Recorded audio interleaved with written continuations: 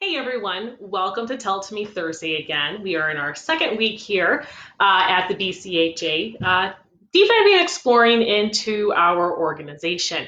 And last week we kind of talked about what it meant to be a museum, kind of what it's like to work in a museum, and all the different things that kind of tend to happen behind the scenes. Today we're going to talk about collections. Now, next week we're going to talk about archives, which will include these guys behind me. But for the most part, we're talking about physical objects this time. So one of the things we wanted to do with this is not just kind of show you kind of some of the challenges that we face as a collection, as a collecting institution, but also some of the tools and tips and tricks of the trade that maybe you can take at home and preserve your own history. So the definition of collections are physical objects. Archives are all of your paper artifacts. So within collections, you would have, depending on the type of institution, you'll have physical things like textiles, clothing accessories, military accoutrements, as the French would call it. So things like bullets or guns, uniforms, boots, canteens. We have pins. We have actual lapel pins from different organizations. We have little tchotchkes that people purchased over the years and then eventually donated to us. We have artifacts, artifacts that are physically large. So, for example, we have stored, unfortunately, it's in terrible condition. We have stored over next door in Bennett's Forge a very large horse-drawn milk truck.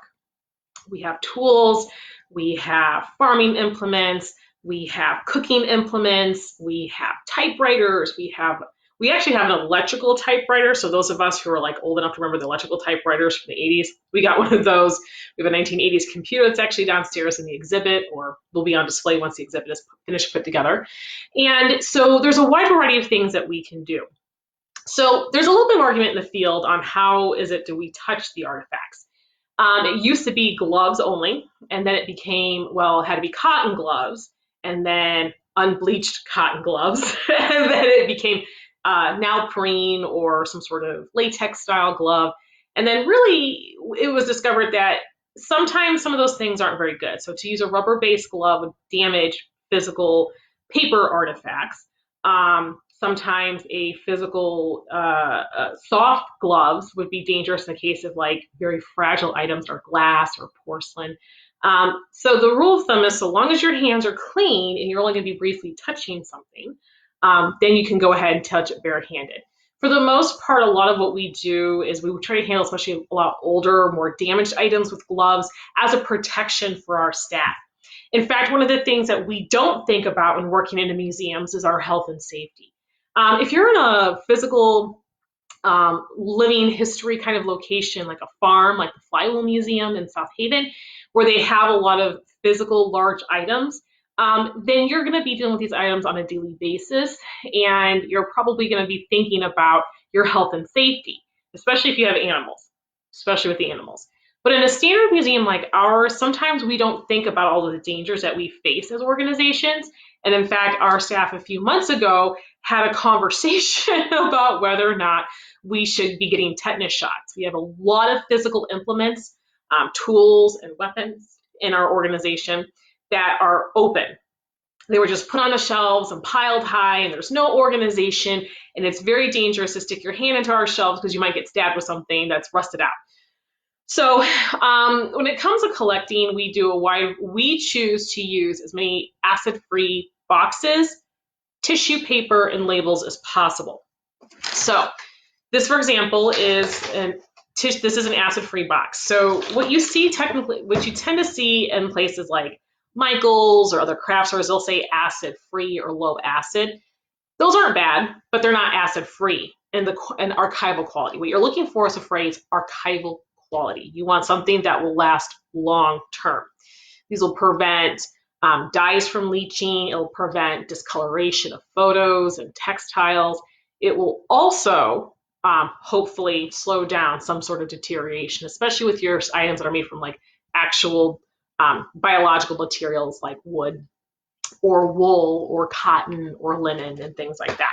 So this particular box is divided up. This is something that we would use for small items. Now, as I said earlier, one of our bigger problems is a lot of stuff is just thrown out on shelves. So for example, we have a whole shelf that's full of glass bottles.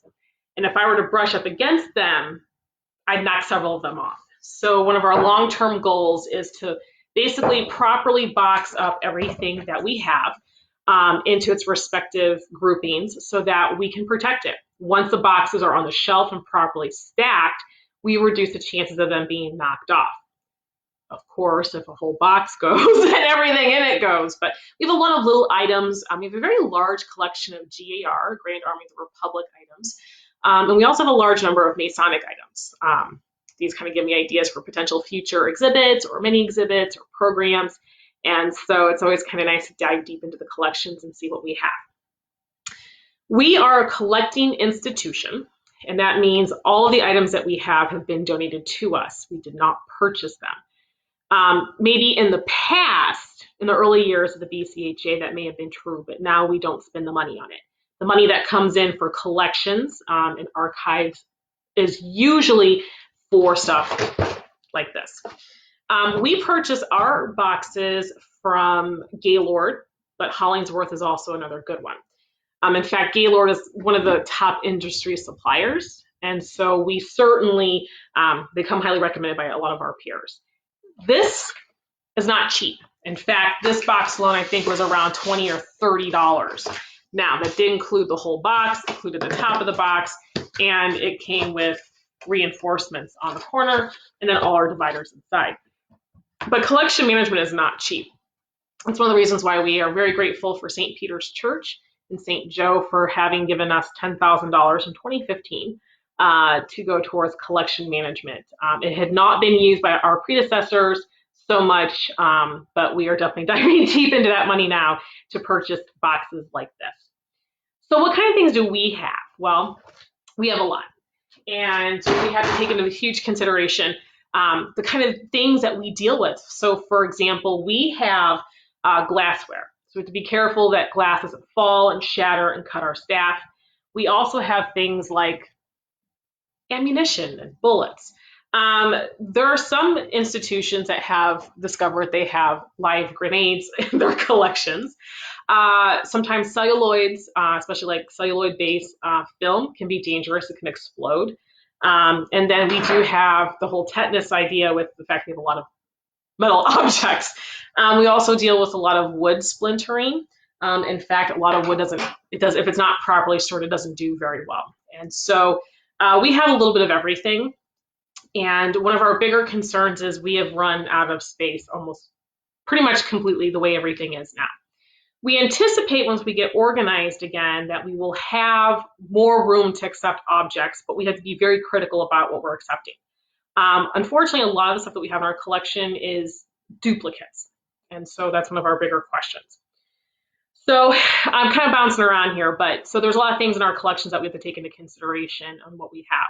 We have stuff that dates back to the 1800s. We have stuff that dates to the late 1800s. We have stuff obviously the 20th century. And we're starting to see things even from the mid to the late 20th century. So our goal is to organize things so that we can continue to accept it because recent history, well, it's still history. Some examples, as I said, I showed you the glassware.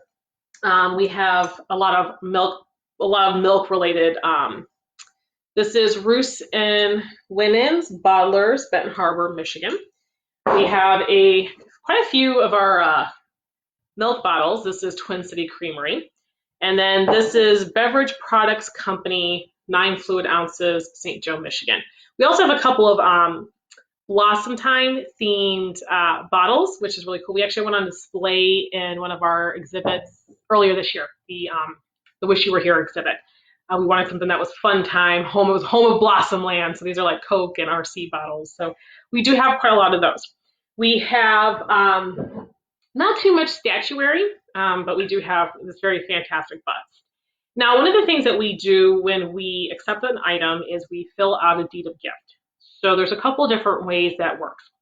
There is the permanent donation. This means you give us full ownership over this item. If it's not yours anymore, we can do whatever we want with it.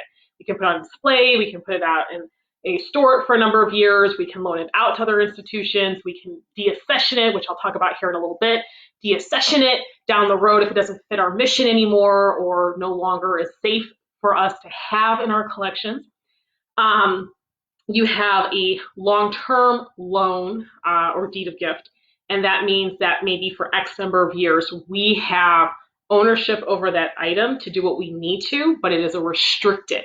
Meaning at some point the family can come back, the family will at some point, or the donor family or the donor or the family's donor, the donor or the donor's family can come back and get it. From there, then we have a temporary loan. So we did that for the cup of sugar exhibit downstairs, where you gave us the use of that item to put on display. We do not store it, we do not house it, we do not keep it, but we do have enough copyright over it to be able to use it in any sort of exhibits or publicity or things down the road. And then we have, and then there's a couple of areas where it's like, well, it's a loan it's a loan to the institution for the life of the person versus the family. So when that person dies, we give it back. I just was reading on the message boards about some colleagues at a military museum that received a Korean War uniform, I believe it was.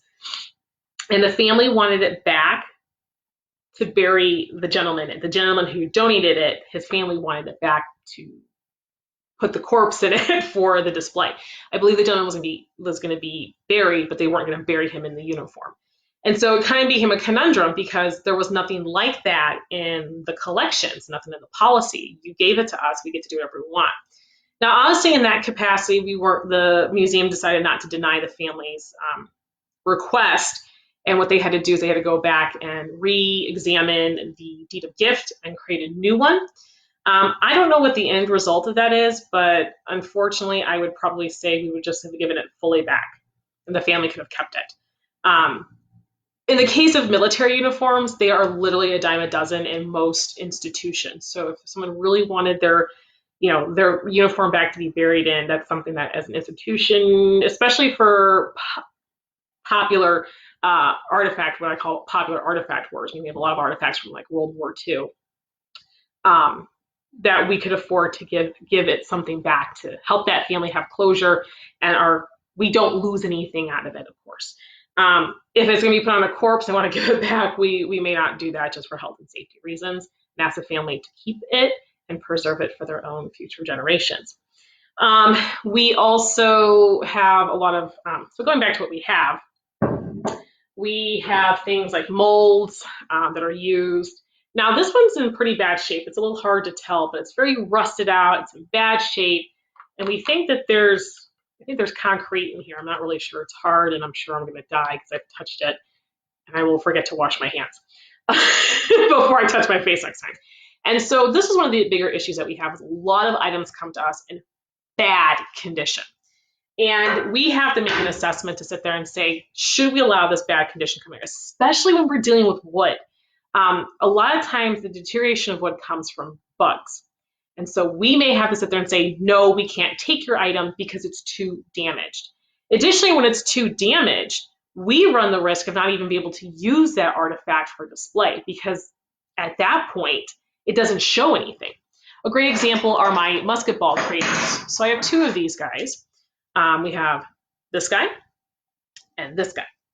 So you'll notice it's hard to tell. Sorry, everything's flipped around. It's hard to tell, but this guy is very, very rusted. In fact, if you were to look here, it is so rusted, I can't even get it open. It's rusted closed. And so it's very bent up. It's in very bad shape. Now, please keep in mind, bad shape doesn't necessarily mean it's old. This guy's from around the same time period, maybe a little bit later, and he's in much better condition. So in this case, we're actually able to open it up. We can put it on display open so people could see the inside, see how big musket balls would have been. Depending on how many of these, we can move a couple of these into our education collection, which is a little bit different, and utilize these and help people understand. This guy is a tetanus problem. So in this capacity, when we're dealing with things like this, if this had come to us like this, I probably would have had my curator say no, only this one. But it does depend on age, and it does depend on who it's connected to. So there may be items in our collections that it may be come from our collections that like, oh, this belonged to such and such, and we definitely want to have that because it was part of their stuff. We want to have some of their stuff in there. But we do have to take that in consideration, especially if there's a possibility of bugs or other items that may deteriorate with like wood, fabrics, and paper, which is an issue we'll talk about with the archives. So this is an example of a much larger piece. So this was a gun that we found. So we do have weaponry. If you own old weaponry, we highly, highly recommend that you contact a gun expert. Having a gun does not make you a gun expert. We're talking find an expert in historic guns and have them, pay for them to come out and assess your gun collection. Number one, it'll determine what you have. So if you're looking for future insurance appraisals, which we do not come to me, we cannot help you. If you're looking for insurance appraisals, go find an actual appraiser, but they will be able to give you information to take it to the appraiser. Number two, they will determine if that gun is safe. It is not uncommon for museums to discover that our weaponry is still live, meaning there is actual bullets or gunpowder still in the gun. And we're not sure how nobody got hurt over the years, but it's a time bomb. So I want to make sure that it's safe. If you're not familiar, especially with an older gun and how to care for it, they can show you how to care for it.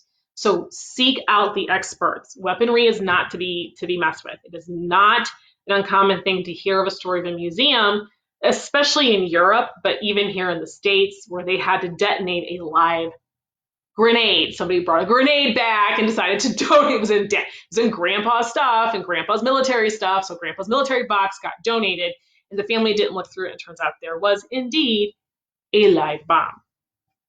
Not good. So this is an older gun, and we have it. It actually does function. So we can determine that if we would like to use this, given the condition it's in, we probably wouldn't put this into an education collection. Instead, we would probably take something else. This, however, is a much older piece. It is made of metal and wood. So when it comes to preserving this guy, we have to take into consideration this is what we're doing. He is not live, by the way, because I have unfortunately aimed it at the wall and made sure nothing was there. So these kinds of things that you may have in your house, how do we care for them in our home? Number one, like I said, acid-free boxes. Get them. Spend the money on it, especially if it's a really valuable piece for you. If it is acid-free from someplace other than Gaylord, go ahead and do it, especially if it's a little bit cheaper, but just remember you're paying, you get what you pay for. Number two, when cleaning objects, especially like glass bottles, porcelain, use a microfiber cloth, something that is soft and won't catch, that will allow for all those little dusty details to be taken out, and be very gentle. If you're touching or handling glass, do it with bare-handed, but wash your hands ahead of time. And always, always, always, especially if you're handling rusty items, ladies and gentlemen, please wash your hands. If you are worrying, how can I tell I'm washing my hands enough? I'll send you the Clash. I fought the law. 20 seconds. Beginning song. You're fine. If it is weaponry, make sure your weaponry and bullets and things like this, make sure to find an appropriate home for it. And absolutely, like all other ammunition, put it behind a lockbox. In most instances, this is still a, this may still be a live round. Protect yourself and your family. If you have things like celluloid, they must be in cool, dark places. So get them out of your attics. They cannot be damp. Don't get them too dry. 55 degrees humidity is usually what we do for our collections here, is usually about industry standard. If you're not sure, contact an expert and they can tell you the best way to store them, especially in your home. If you have things in your home you want to give us, please call us first and let us know. So, as earlier as I said, we have a couple different types of collections. So we have our general collections, this is all of our stuff, but we also have something called an education collection. And the education collection is where we may have multiple items. And we may be in a position where we can roll some of them over to be used. An education collection is designed to educate. So these are pieces that we use as part of interactive elements. They are things that we allow to be rented out to schools as part of traveling trunks. They are things that we use to demonstrate with students or the public in general when they come to our programs, our events, or workshops. Oftentimes, our education collections are made up of extra items. So if we have multiple of the same item and we can sacrifice a couple for people to interact with, then we will do so. Education collections have become super important in the last 15 years in museums because we are dedicated to making sure it's not just images on a wall that you're seeing, that we're allowing this physical interaction with everything. And so something like this is very important. We have found that the educational component is much easier to impart on students of all ages when they have something physical to handle. We tend to be a very tactile creature, which is very exciting. Now, one of the big issues that we have often is, what do we do if we have stuff in our collections that we can't care for, we have too much of, or just no longer fit our mission? Now, the cool thing about being a regional organization like we are is that, guess what? We can take quite a lot of things. But we have to be very careful about it because, again, we only have a limited amount of space. Maybe someday down the road, I can get the records building all done up and nice, and that will be our new collections and archives. We'll do collections and archives in there. That will allow for us to grow. But right now, we're kind of at capacity. In fact, you can see behind me portions of our physical archives that are not even in the archives because there is no room for everything. We are way too big. So the question is how do museums handle this? There's a process called deaccessioning. So to accession something is to bring it into the collection. Deaccessioning is to take it out of the collection. There's a literal whole long process to this. So strap in, kids. It's about to get exciting. So the first thing we do is we make an assessment of our collections, whether it's an individual item, whether it's a full, say it's a small personal collection, it's got multiple pieces to it. So the first thing we do is we make an assessment of our collections, which is very difficult because, especially for historical associations, smaller ones like ourselves, we just got years of stuff and nothing matches anymore. And what we end up doing is once we figure out, say for example, true story, we have at least 25 wood planes, wooden planes to smooth wood, at least 25 of them just in the collections downstairs, here upstairs. God knows how many I actually have over next door in Bennett's Forge. And so we have 25 of these of different sizes, of different ages, of different conditions. So the first thing we do is we figure out how many pieces we have. If I got 25 of them, number one, that is about 20 pieces more than I really need for our collections. We don't need that many. It takes away, first of all, it takes away space from artifacts that need to be properly stored. And second, what do we do with 25 wooden planes? What do we do with them? We don't know. So the first thing we do is we do a historiography on each of those pieces. If the work had been done, we will know who the donor is. Sometimes donors are anonymous, sometimes they're not. One of our bigger issues is a lot of people just dump their dad's woodshed, his workshop, on our front porch and fled. We didn't even see them coming. They came in the middle of the night and dumped their stuff on the front porch. So we look to first of all see if it's been accessioned into the collection. If it is not, we set it aside to do further research. Of those that do have accession numbers, which are these guys right here. Now we've got two on this. This is the top one's the very early one. The bottom is our most current one. So we'll do a search on this. When I put in this accession number, it'll tell me in past perfect who this belonged to, who it was owned by, things like that. And so what we'll do is we'll determine what we're going to keep. These are the pieces that are most valuable. It may be things like age, design, size, function, and it's in good condition. Then we take everything else and we look at it again. What here can we use for our education collection, if any? And we may take out a couple pieces from there. So now we've divvied that up. Now these guys are being stored someplace else. We have these awesome artifacts that we can interact with. They can go into an exhibit. People can play with it. They can touch it. They can experience it. Then we take a look at the remaining of the collections. The ones that have accession numbers, if we have a tracking number for it, in the sense we can probably track who the donor is, but we don't always have that information. So what we'll do is we'll track the information and contact and reach out to the donors themselves. If the donors don't want it back, and 7 times out of 10 they don't, then we're free to do whatever we want with it. So the next stage then would be to contact other institutions. Hey, I got a whole collection of wooden planes. You guys want any? And sometimes they'll take it. Oh my gosh, I totally need a couple pieces for our, for our education collection, or I got this new exhibit we want to put up and we don't have enough examples. We would totally take it.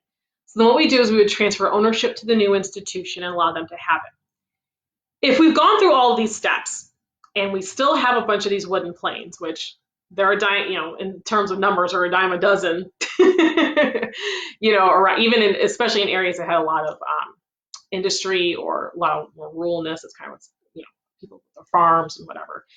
So what will happen is then we will sell those pieces. They will be open to the public and people can purchase them. The money from these sales goes right back into collections management. So that includes the salary for my curator. It goes into buying more of my boxes and sleeves and everything else I need for it. It goes into purchasing. So for example, later this year, our goal is to purchase new shelving to get rid of the old shelving, which is too big and clunky for the space downstairs, and replace it with narrower shelving that allows us to go higher or deeper or longer or whatever to create a whole new thing. Basically, the maintenance of the collections is we need to buy supplies, or we need to, we have a very specific type of paper that we use for our deeds. We have multiple, our donation information so that we can give a copy and it's all triplicate and whatever. So buying supplies like that, paying for my curator, even paying for things like webinars and workshops. So say, for example, there's a workshop that talks about the preservation of old iron pieces and how to care for them, even in the capacity of if they're rusted like this guy. I can send my curator to go learn that so they can come back and say, we've been storing these all wrong. Here's how we store them. Let's try it this way. And then we're continuing to better the collections. For the most part, we will be doing every museum goes through this process. Not everything belongs in a museum and not every museum can store everything. So our goal is to preserve the most valuable representatives of our physical history. And sometimes having multiple items can be helpful, but other times, sometimes we only need one. So over the course of the next year, we will be working on that, and we hope to have more information. So our goal is to find good homes for these items if we're not keeping them. For others, we hope to give them a proper home so they can be better stored and better accessibility so we can use them for future exhibits. So that's really what it is to deal with your collection. So remember, just as a review, acid-free boxes are your friends. So our acid-free file folders, acid-free plastic sleeves we'll talk about those next week, acid-free tissue paper, and try going professional if it's a really valuable piece, but everyday items can go into moderately cheaper boxes, not necessarily from Gaylord or Hollingsworth. Number 2, not everything will go into a museum. Sometimes we have to make really critical decisions on preserving our items so that other things don't get damaged. Number 3, we have a wide variety of history. We're always looking for more. And number 4, sometimes it can be a hazard working in museums. So that's it for this week's edition of Tell It To Me Thursdays. Now, one of the bigger issues that may be happening is you may be asking me questions right now and I won't be aware of it because the new Facebook is not layout, if you've not already received it, is making things a little difficult. However, if you did ask a question during the course of this video, I will answer it afterwards and hopefully provide you with the answers you're seeking. So come back next week, same time, same bad channel, and we're going to talk about archives, paper goods paper goods, photographs, the whole 9 yards. So you guys have a great, happy, and healthy rest of your week and into the weekend, and we'll see you next week. Bye.